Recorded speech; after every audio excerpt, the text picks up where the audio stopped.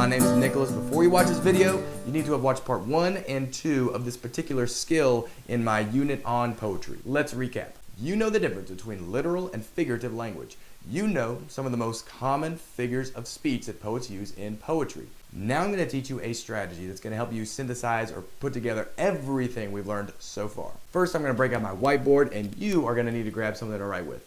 We are going to be creating a graphic organizer that's going to help you sort through all the content, all the details that you find in a poem. We'll call this the Poetry TChart. On your paper, or if you're like me and you have a whiteboard, on your whiteboard, make a TChart. On the left side, write literal. On the right side, write figurative. As we read our poem, and before we make any inferences or judgments about it, we're going to split up the content in half. This will make the meaning of the poem much more apparent. Just watch. Let's look at the poem A Day by Emily Dickinson. I'll tell you how the sun rose, a ribbon at a time. The steeples swam in amethyst, the news like squirrels ran. The hills untied their bonnets, the bobolinks begun. Then I said softly to myself, that must have been the sun. But how he set, I know not, there seemed a purple stile, which little yellow boys and girls were climbing all the while, till when they reached the other side a dominie in gray, put gently up the evening bars and led the flock away. Confused? Perhaps you have the general idea, but some of the details are kind of lost there. That's okay. Stay with me. Now, let's read again one stanza at a time. This time, we will write all of the literal details on the left and all the figurative details on the right. Remember, literal things are things you can perceive with your senses. Figurative things are things you can only think about or feel. If you think some things ought to go on both sides of the T-chart, that's okay. Poets do that a lot. You'll see. I'll tell you how the sun rose, a ribbon at a time. The steeples swam in amethyst, the news like squirrels ran. First, I recognize that the sun is a literal detail. I can see it, I can feel it. And the figurative detail is the ribbon at a time.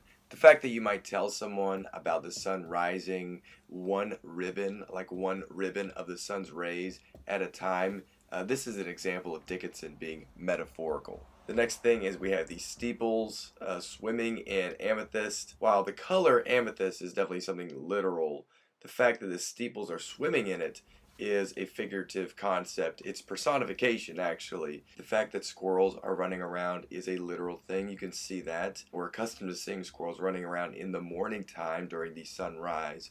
The fact that the squirrels are running around at all provides some news for us that this is what the beginning of the day looks like. The hills untied their bonnets, the bobolinks begun. Then I said softly to myself, that must have been the sun. Our first detail is giving us some imagery of a hill, but a hill that is wearing a bonnet. And during Emily Dickinson's day, we would definitely see people wearing bonnets. It was a head covering for women. The fact that the hills are now untying their bonnets is personification. The next thing we're seeing is the bobolinks beginning. This is an alliteration, a pretty subtle one because it's just 2 words, but it's an alliteration. And the bobolinks, if you don't know, that is a bird, and birds sing in the morning. That must have been the sun. So all of these details are telling us about how the morning begins, what a sunrise looks like. These next 2 stanzas are going to tell us about what the sun set. But how he set, I know not, there seemed a purple stile, which little yellow boys and girls were climbing all the while. Here we have another literal detail, the sun setting, but we also have this lack of knowledge of how this could happen.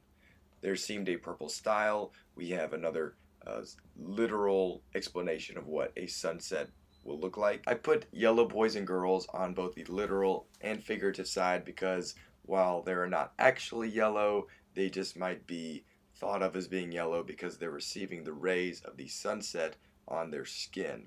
The next thing we have here is climbing, and the boys and girls are climbing up a stile. It's an old word for a series of steps.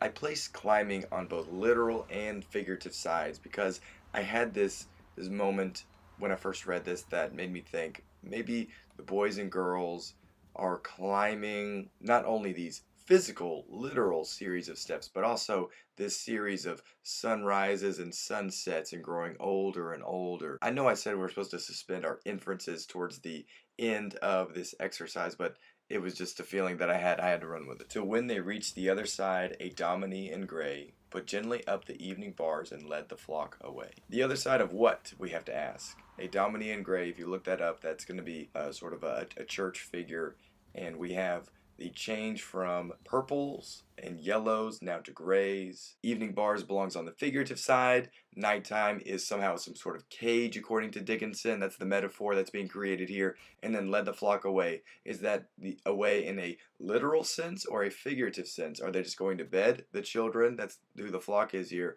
Or are they going some other place that they can't go to because there's no more sunlight? Hey, I would love to continue the discussion about A Day by Emily Dickinson in the comments section. Can't do any more right now because the video is getting a little too long. If your poetry TChart does not look like mine, that is okay. It is a super subjective kind of thing, so no worries if yours looks a little bit different or way different. It's totally up to you. It's how you see the poem. The next step is for you to pick out a new poem and do this strategy again. Find some different poetry, different types of poets, and see how this strategy works for their poems. I think you're pretty close to being a master of figurative language. Thanks for watching. It's been real.